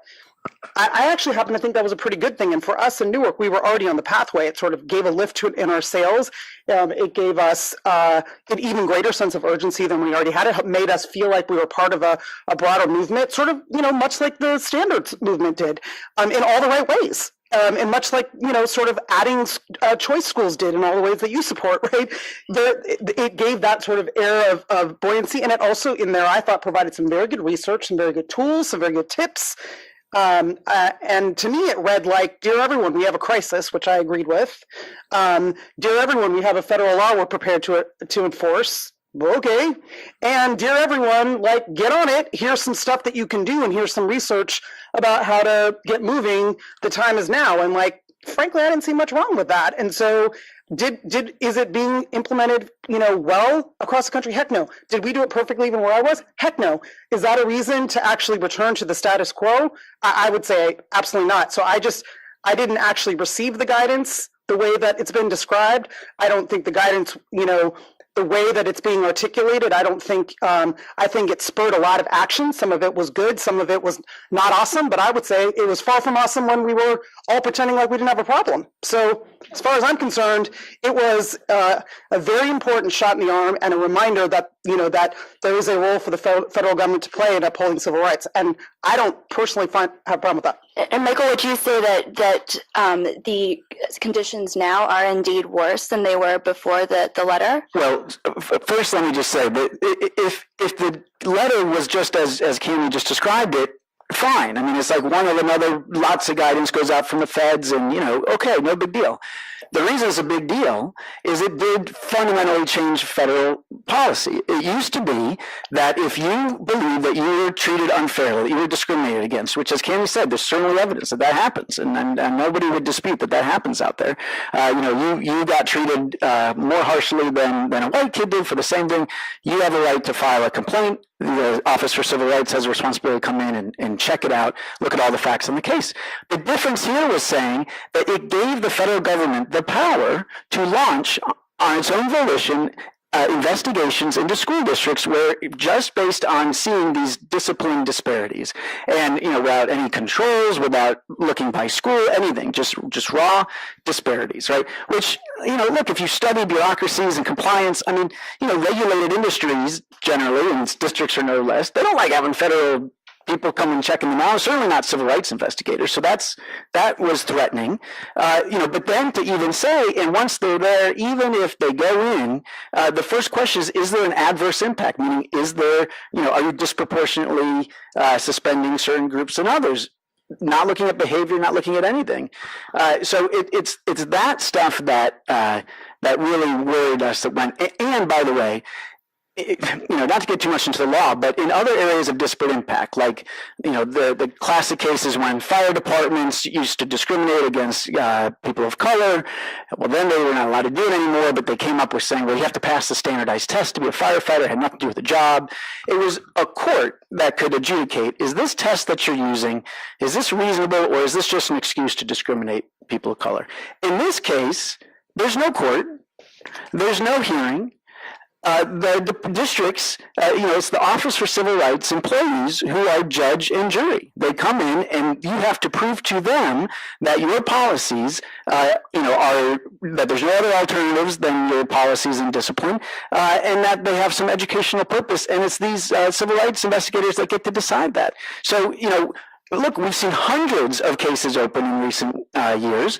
We still see, the other day, Milwaukee agreed to an agreement with the Office for Civil Rights, where they basically focus where we're going to suspend a lot fewer kids.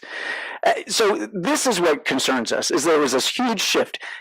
If the guidance goes away, the policy goes away, there will still be protections for kids who believe they were discriminated against can file a complaint as it should be. And I'm sure that if the letter goes away, and I'm hopeful that it will, there's still going to be a movement to reform discipline. Districts are still going to, still going to be energy around that. But critically, we could figure out a better way to match resources with the policy, which you just can't do if it's coming from the feds. So I'm gonna give you a second right now. Just hold on. So I think what the point that you might be missing, Mike, is that racism is institutionalized bias. You do not know, you cannot prove if racism exists if you don't have data. Right. That is the point of the guidance, to say if you have these disparate rates of suspensions, it could lead to an investigation. It didn't say it will, it said it could, right? So would you agree that it is part of the role of the federal government to ensure that racism does not exist, especially within public institutions? Look, I would agree that it is the role of the Office for Civil Rights to investigate specific complaints of discrimination. I would not agree that just looking at racial disparities proves that racial discrimination is at play.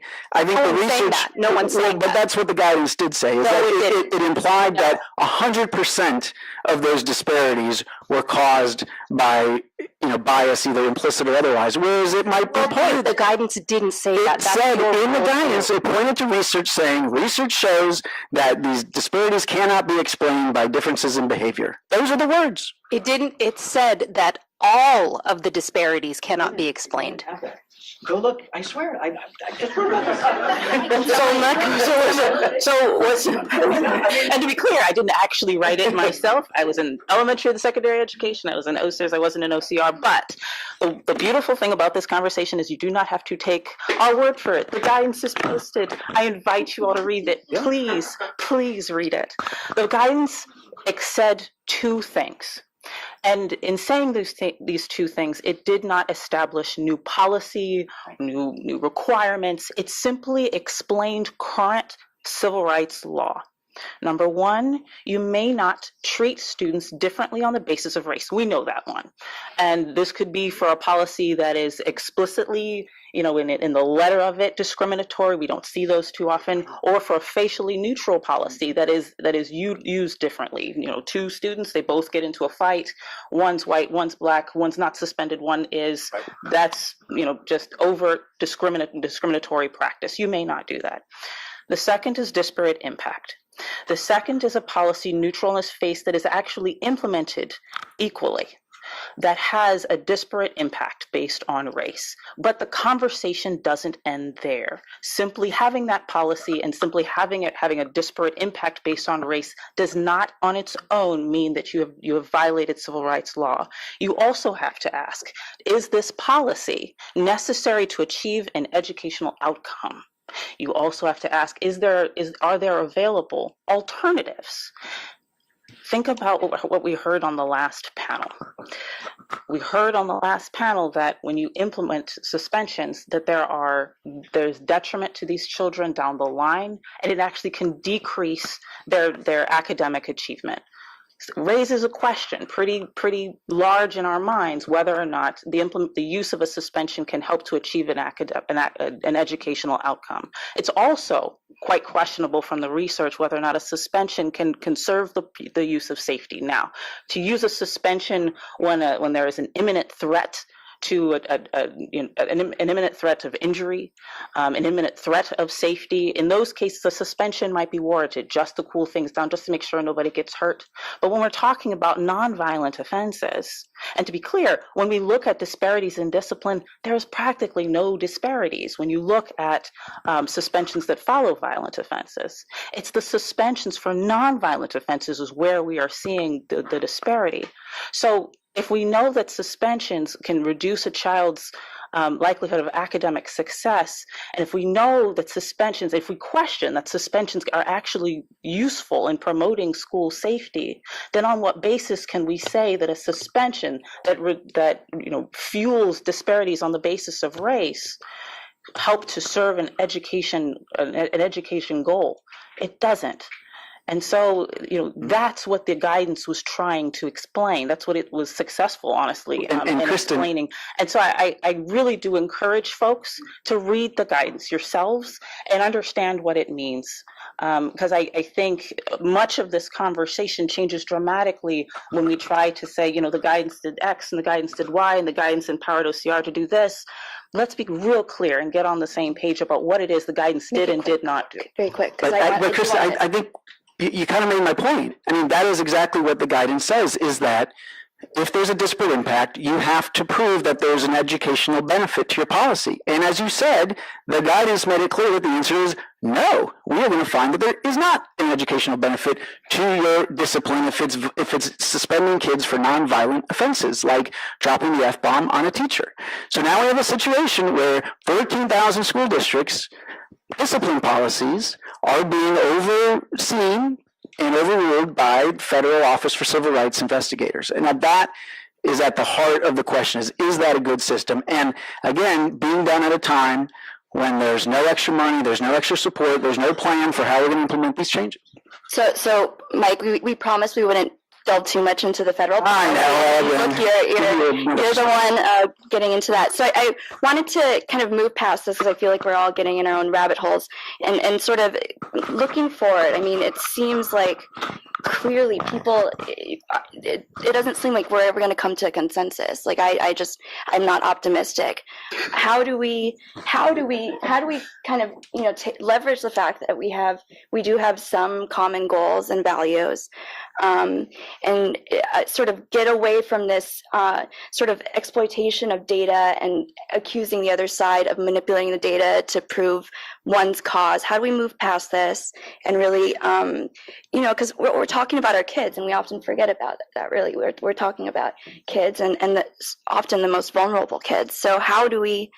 What is the next step? How do we get past these this chasm and really come up with a compromise that benefits children? Well, one thing I'll just dive in here. Obviously, I'm a little passionate about this, but I mean, something there actually have been some very important moments of agreement, right? One of which is, policy alone is insufficient. That we need to be very clear what schools need to know and be able to do in order to move away from exclusionary discipline towards something. We can't just be against something. We have to be for something, and we have to be real clear about what that is and what the research base of it is, as well as some of the R&D that we all need to do together to make sure that it actually works. Right? I mean, PBIS and restorative practices, use them both. Like they're not a silver. I don't even want to use that Bellicostal language. They're not. There's no one sort of burning answer, and frankly, both of those, I described kind of the 5 things that need to be true: the 3 proactive, the 2 reactive. Those PBIS and restorative practices are like dots on a much bigger continuum of things. When we decided 3-4 years ago that we needed more rigor in our classrooms, that we were having young people do too low-level work, rote memorization. We weren't keeping pace with growing economy and other countries, and we're falling behind PISA. We all said, hey, we got to sort of go deeper and, deeper learning and higher standards, Common Core, whatever you want to call it. Don't call it Common Core or else we're going to start fighting again. But there was a rigor revolution, right? We all sort of said, like, regardless of what you want to call it and whether the Fed should be involved or not and, how to wrap it up, we need more rigor in our classrooms. We need meaningful work. We need young people to do fewer things much better and much deeper, and we need to look to the future towards 21st century learning. And we changed our practices. There were resources involved. There was R&D involved. There was, we didn't fight about whether. We moved to the how. Right? So this is why we call it the Discipline Revolution Project, because I was like, we need the same revolution in this conversation around the practices and the capacity and that we had around rigor, right? I think we made a shift. And I frankly think that the folks who should be leading the charge are those that have the most flexibility, the best leadership, right? This is why in our work at DRP, we're working with districts and also with charters, because, charters were meant to be a place of R&D to, sort of do things bigger, better, faster than, the big bad districts that are saddled with legacy. Obviously, I don't believe that because I'm a proud, superintendent. So I actually think we're going to get stuck if we think about it, the suspension factories as they've been called, where our children actually go to school. I think the people who need to lead the charge are actually those that have, the sort of flexibility and resources. And I think we can at least sort of commit to the status quo, right? And I've heard you say this, where we were, as far as sort of not having a frank conversation about racial disparities, as far as not having a frank conversation about the deep costs of zero tolerance, as far as not seeing the correlation between sort of quote unquote discipline policy and school climate and student outcomes, as far as sort of devolving to silly arguments about whether or not we should believe in rigor alongside, smart relationships. P.S. If you don't have healthy relationships, you can't learn. Instead of that, let's sort of like embrace the like bigger, better, faster on the content R&D, the commitment to the how. Lots of hows, lots of smarts, lots of studying of the hows, not whether, and not get sidelined by whether. I happen to have my own views about how we have to push. You need the sort of ground up and the top down and everything else, because I personally have been on the receiving end of this status quo for so many years. Like, I'm ready for the revolution, however it comes, and it's never always, even. But I do want to sort of say that I appreciated in this conversation the common ground on the status quo is unacceptable, right? And we don't have to reject this as a moment where we have to choose rigor or something else. And that we do need to really focus on implementation and support and get much smarter about the how and the towards what end, across sort of lines that divide us. I also think the narrative about how we've gotten to today needs to accurately reflect the voices and the effort that have been that brought us to today, and to narrow that narrative to talk about the federal government versus schools or civil rights activists versus the education field at large, I think does our state education officials, our school district leaders an incredible disservice. It does our teachers an incredible disservice. Here's one thing that happened. I think it was in March of 2012. The New York Permanent Judicial Commission on Justice for Children, led by then, Justice Judith Kaye, former Supreme Court Justice for the state of New York, convened a massive number of people representing 46 states, and they represented, state education officials. They represented judicial officials from across the country to come and have a conversation about how to dismantle what we were calling then the school to prison pipeline. This was not a federal project. This was a project started in the states by a state judicial leader calling out to education for help. We had justices knocking on doors of education saying, we have certain kids ending up in our courtrooms. We don't want these kids in our courtrooms. We got to do better about addressing these behaviors on the school side so that we don't end up with so many kids entering the juvenile justice system. So you're talking about years then of a collaboration between education and judicial officials to try to find new approaches. Years later, and here's where the federal government did step in, and this was work that I was involved in. And at that point, our approach was really, oh my goodness, how can we help you? What do you need? What questions do you need answered? What practices do you need to know about? How can we help? 22 teams from states. Actually, I think it's 20 state teams and 2 district teams. 12 people from California, 12 people from New York City, 12 people from Michigan, 12 people from Texas, and I think everybody, we had teams of 8 from the others, representing again justice, education, but representing parents, teachers, principals, trying to sit down together to figure out, how do we find ways to address student behavior in ways that keep kids in school.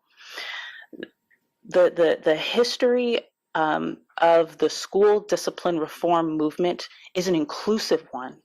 It is one that has absolutely involved the voices of teachers and the voices of young people who have stepped forward and said, I don't want to be in a school where I feel like I'm in a prison. I want stronger relationships with my teachers. I want people that I can talk with when I'm feeling upset. I need to be able to say I need help. Where teachers, are saying, I want this. I came here to promote education equity. That's what I'm in this for, but I don't know how. Show me how. This effort has always been about advancing education equity, supporting students and teachers. To the extent we find today that in some places we've done incredibly well, in some places we haven't done so well, it's simply an indication that that kind of collaboration, that kind of broad-based, all hands on deck, continuing to ask questions needs to continue. Well, thank you, everyone. Glad we could end on that note and not the earlier one.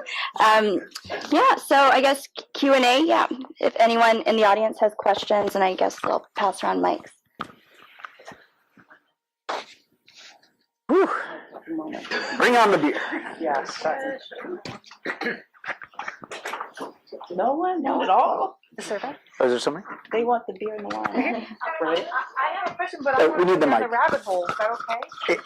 Yeah, use the mic, Annie, for the online. Right, so I've got to go down a rabbit hole. So, were there a lot of cases where after that letter was written, that the federal government did get involved and found that there was disparate impact, and it didn't seem that they put fairness as part of what their reasoning?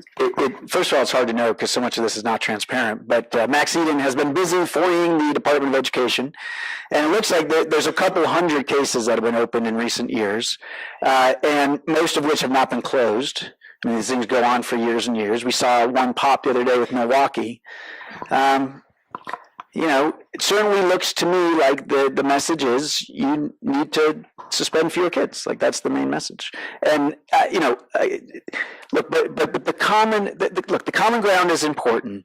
I am hopeful. Look, I think most likely the administration is going to remove this letter. I'd be very surprised if they don't. I'm hopeful that allows us to put implementation before policy again, that we can therefore, the districts will no longer have the sword of Damocles over their heads coming from the federal government, and instead we can get back to focusing on winning over hearts and minds in the way Kristen was talking about, which is great, and do it from a bottom-up perspective. And look, a lot of it is the same work we've all been doing for 20 or 30 years. Like, how do you fix dysfunctional schools, especially big high schools that are not working well? That is hard work, but we can do that work. And I just say, look, what will it take for the discipline reformers? What evidence will you need to see to be convinced that it's not going well in some places and that it's getting dangerous? Because I think we're starting to see some evidence of that in some places. And look, when teacher evaluations didn't work well or Common Core implementation wasn't great, the stakes weren't as high. The stakes feel higher on this one, and we've got to be open to the idea that it's not going well in some places, and we need to fix that.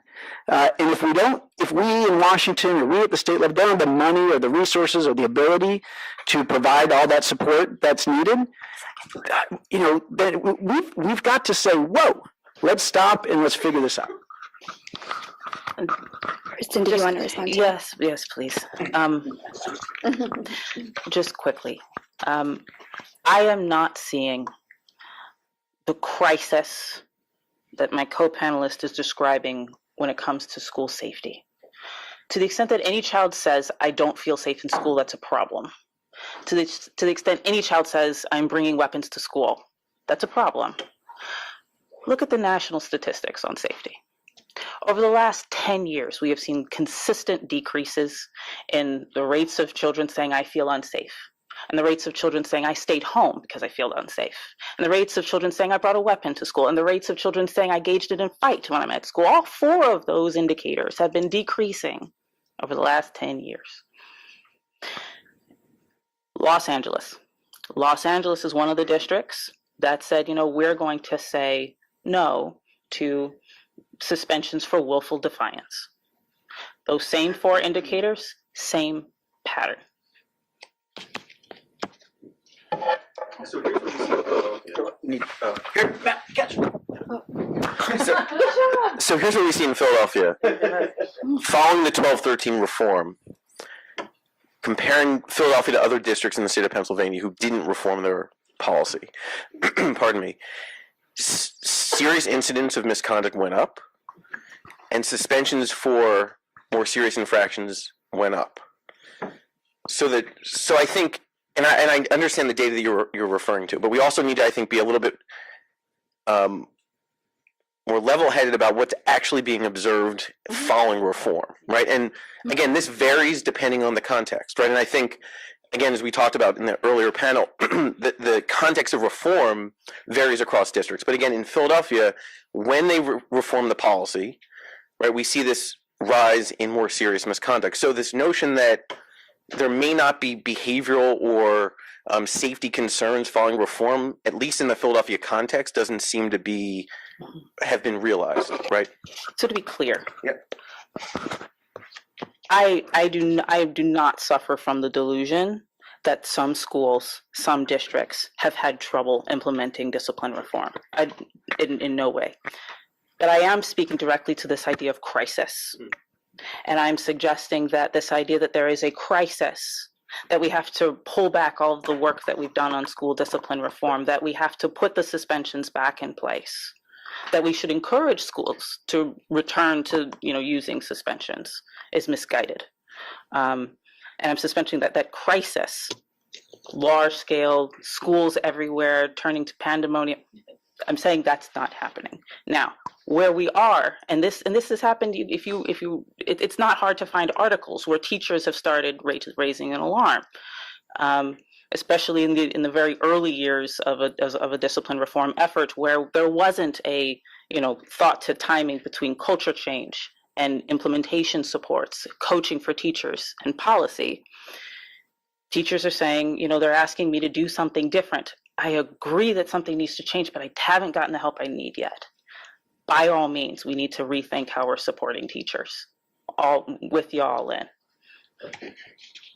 And I think Abby wanted Did to. you want to respond? I just wanted to add to what Matthew said. I think it is important to pay attention to as his study observed, what was happening in Philadelphia following the new policy implementation.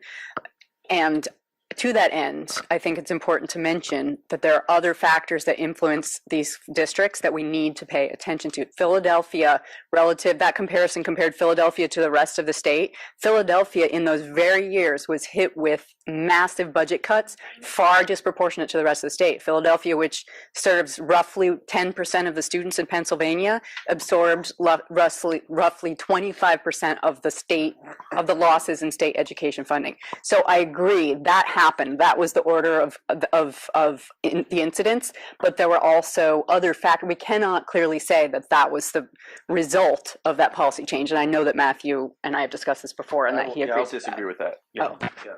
But we'll do it later over drinks. Yeah. All right. At least if I'll disagree. Well, Yeah. first of all, please thank the fantastic panel and Aaliyah for moderating, and our earlier one.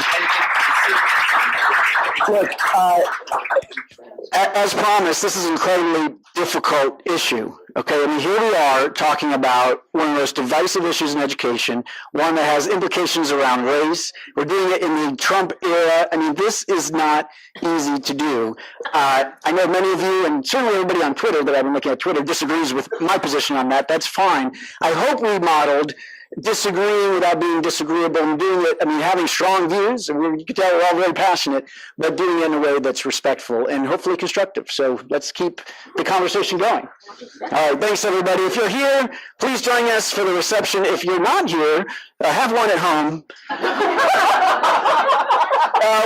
We're going to skip that because we have more important things to do right now. All right, thanks guys. Appreciate it.